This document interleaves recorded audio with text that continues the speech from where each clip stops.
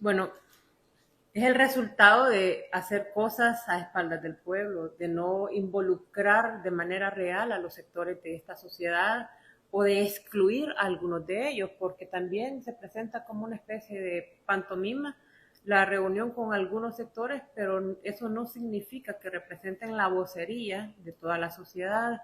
Hay sectores muy perjudicados, gente que no se siente satisfecha con esa reforma que se hizo a las pensiones, y creo de que es necesario, pues, de que si no hay un cumplimiento, digamos, a las demandas reales que también tienen que ver con las capacidades adquisitivas, el alto costo de la vida, el ingreso real y cuánto eso puede solventar las necesidades de la gente, pues es lo más natural que la gente se manifieste, y por supuesto de que ese es el mecanismo cuando ya otras formas pues no han sido consideradas.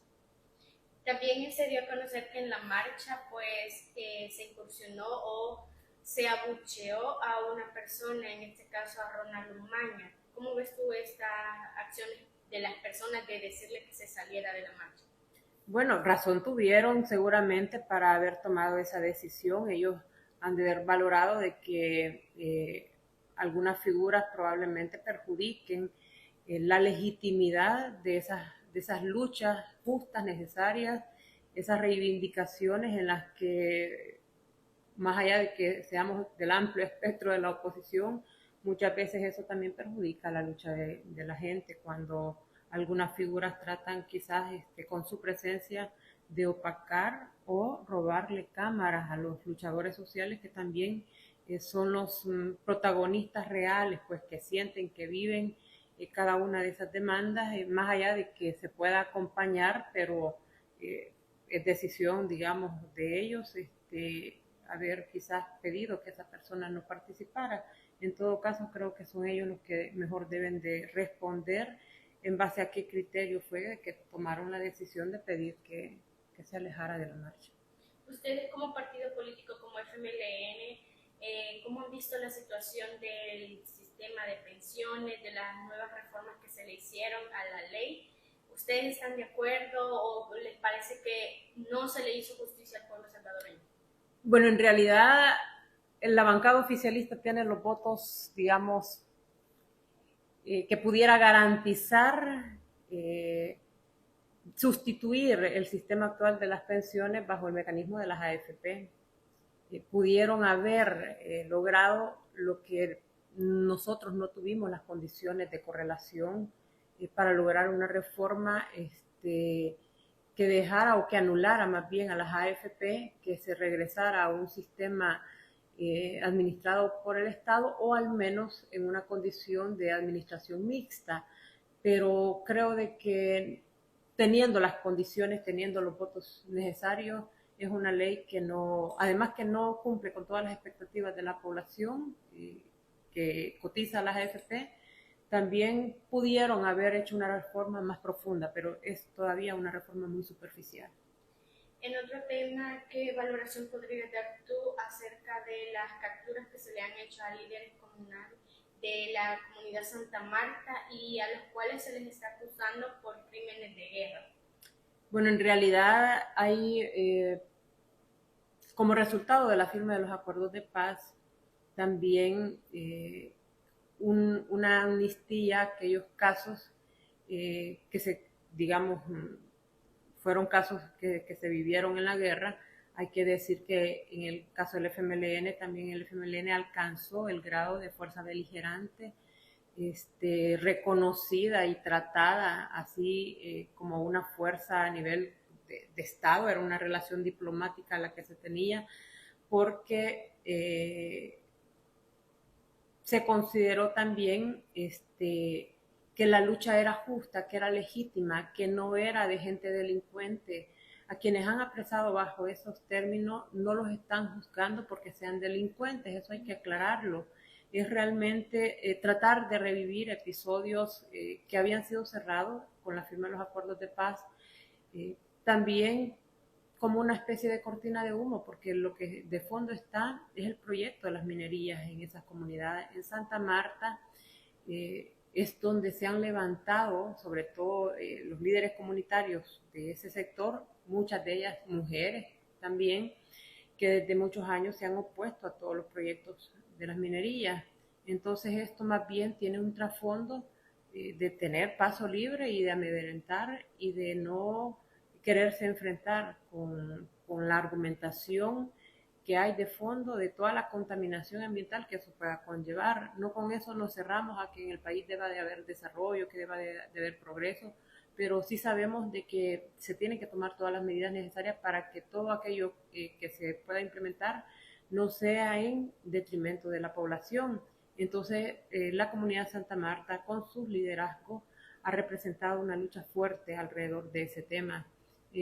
Se nos hace muy curioso de que justamente sea de esa comunidad que levanten un caso cuando también hay casos más fuertes, más sonados, que creemos que tiene digamos, una intención bien marcada. ¿Consideras tú que estas aprehensiones se les están haciendo por persecución política? Tiene de trasfondo lo que decía, son intereses, intereses de diversos tipos, y efectivamente puede catalogarse como una persecución política porque no es una acusación seria ni sostenible el hecho de que los quieran vincular a estructuras criminales cuando se saben que es gente luchadora, gente que en su comunidad cuenta con el respaldo, porque hay gente que es ejemplo. Entonces no vemos realmente una razón real para que hayan capturas cuando sabemos que de fondo lo que hay son otro tipo de intereses.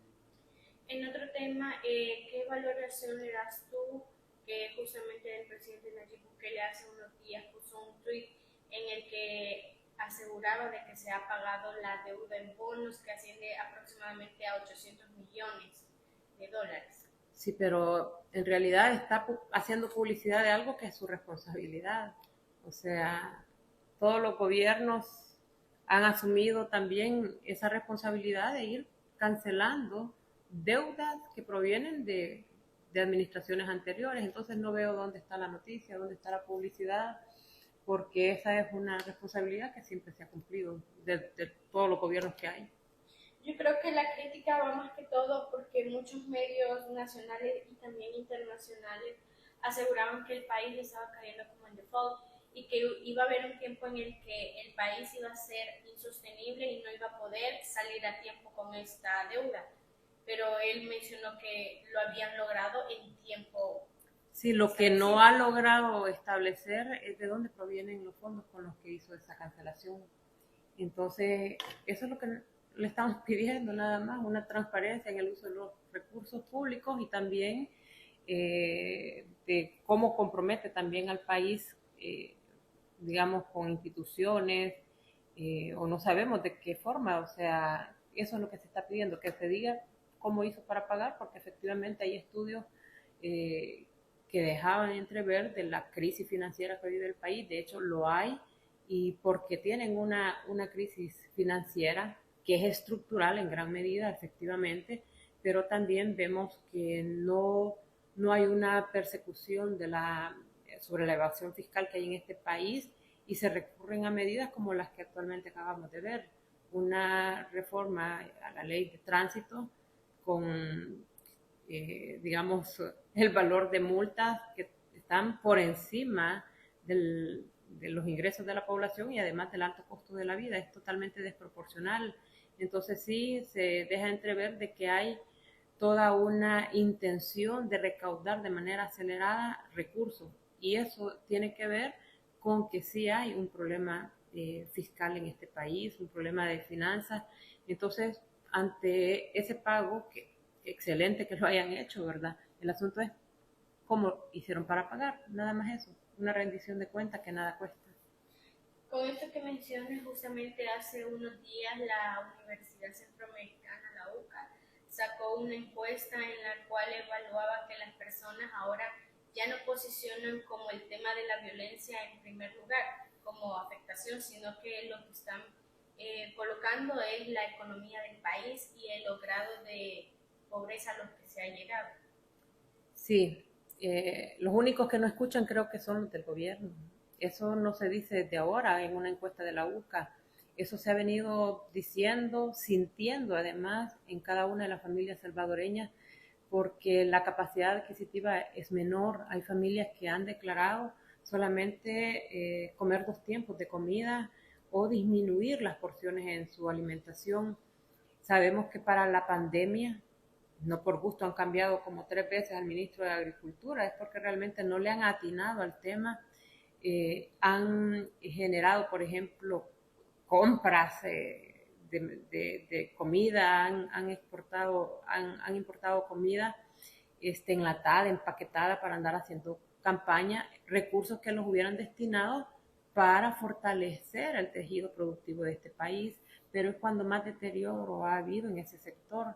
Entonces, ¿qué podemos esperar? Un país que no produce lo necesario, lo básico o lo elemental para garantizar la comida de su población, tener que incurrir a comprar comida de afuera o productos de afuera cuando ese dinero se puede inyectar más bien para la inversión productiva. Entonces, eso ha elevado el costo de la canasta básica. También es cierto el alto costo de los combustibles, producto de factores externos. También eso viene a agudizar más el problema, pero eso no significa de que nos tengan entonces a nosotros con otras, digamos, medidas, tratar de sopesar o compensar el problema financiero que hay en el país, cuando los que estamos siendo afectados al final de cuentas es la clase trabajadora, somos los que no dependemos, digamos, de ingresos del gran capital, por ejemplo. Hasta ahorita no he visto ninguna marcha, ningún pronunciamiento, ninguna conferencia de prensa, nada que tenga que ver por una afectación a la empresa privada. No existe la ANEC en este país, no existe la Cámara de Comercio seguramente, porque recuerdo que en los gobiernos del FMLN casi todos los días salían a decir cualquier cosa. Entonces siempre lo he sostenido, ese es un termómetro de para quién se gobierna en este país. Los que salen a protestar es la clase trabajadora, entonces es porque las medidas de este gobierno están afectando a gente que sus ingresos dependen de un empleo, no así de quienes tienen una mayor capacidad adquisitiva porque se quedan con las ganancias de esos trabajadores. Entonces, eso creo que hay que analizarlo, hay que estudiarlo, porque en la medida de que eso no se corrija, vamos a seguir resintiendo que en materia económica es donde más ha fallado este gobierno. Otro tema que está cobrando mucha relevancia en los últimos meses ha sido la derogación de la ley LACAP. ¿Cómo ves tú estas acciones que quieran quitar esta ley, ¿no? Que es la que controla y las contrataciones y supervisa todos estos procesos? Bueno, el problema del país no es problema de leyes, porque de hecho con la ley LACAP, que es una ley por lo menos que establece mecanismos, controles, procedimientos para un poco evitar que la corrupción se dé de una manera tan atropellada, aún con esa ley sabemos de que se han cometido actos de corrupción, que siempre echa la ley, echa la trampa, como dice el dicho.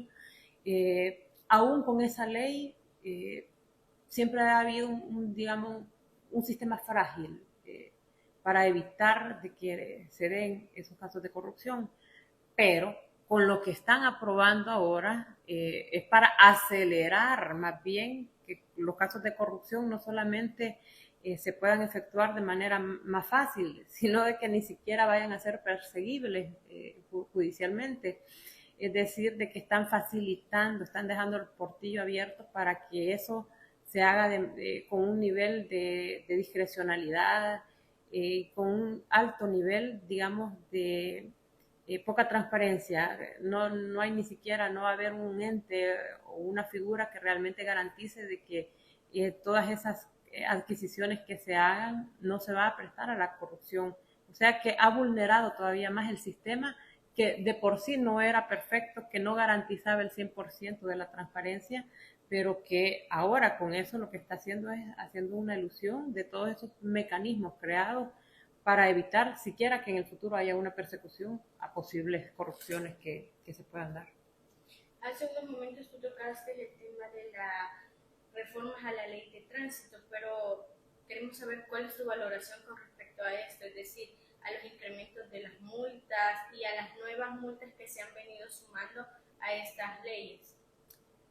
Bueno, lo decía categóricamente, es totalmente desproporcional. Sin embargo, yo sí creo de que en materia de conducción vial falta más eh, quizás educación, formación, concientización. Todos debemos de ser garantes y respetuosos de la ley, porque de por medio también está nuestra vida, no solamente tras un volante, sino también para los peatonales. Es correcto que en ese sentido en materia de tránsito se pongan más controles, pero eso no significa de que se resuelva con medidas desproporcionales. O sea, si este era el momento indicado para elevar a esa cantidad el costo de las multas, creo de que esos son factores que hay que revisar porque han prácticamente hecho un planchazo de todas las faltas, tanto leves como graves, incluso en circunstancias que también, por ejemplo, que le falte el farol a un carro. Yo sé que eso pueden ser incluso cosas circunstanciales que recién se acaba de quemar y no tuviste chance de irlo a cambiar y te va a costar mucho más una multa que irlo a cambiar.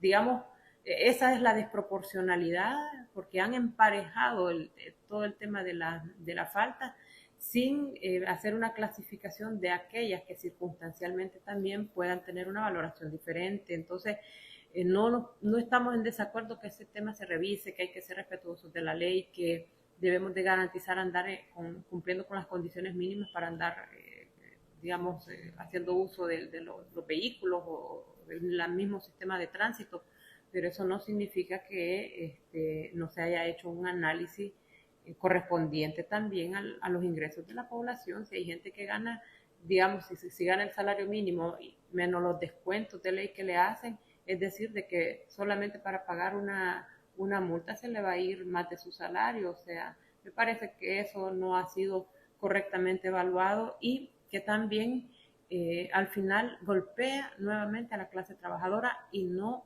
al gran capital. Creo que faltan más medidas para recaudar recursos, porque ese es el fin de esa ley, al final de cuentas, de esa reforma.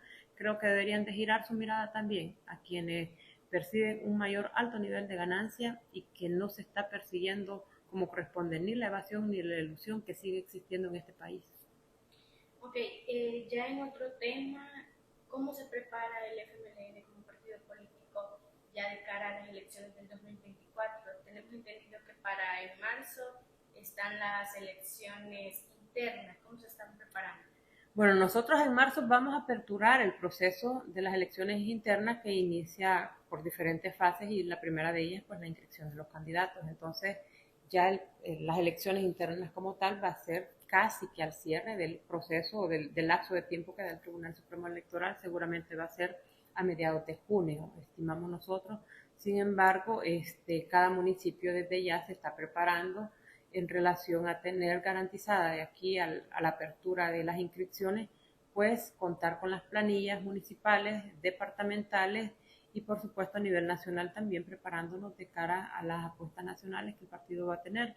Estamos haciendo diálogos permanentes, estamos haciendo un contacto de manera permanente también con algunos sectores, buscando esfuerzos reales de alianzas, de cimentar una política de alianzas desde el territorio, y es de esa forma en cómo el FMLN está preparándose también para el evento electoral más inmediato que vamos a tener.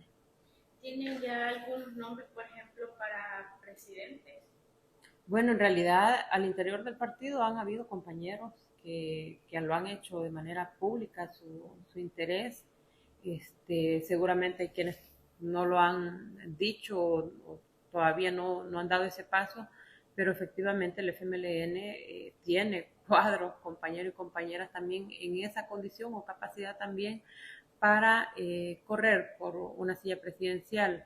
También nosotros abiertos a una política de alianzas para, junto a la sociedad, también construir una fórmula que sea representativa también de los intereses más allá del partido, sino que también aquellos que abracen las necesidades, las demandas del pueblo salvadoreño.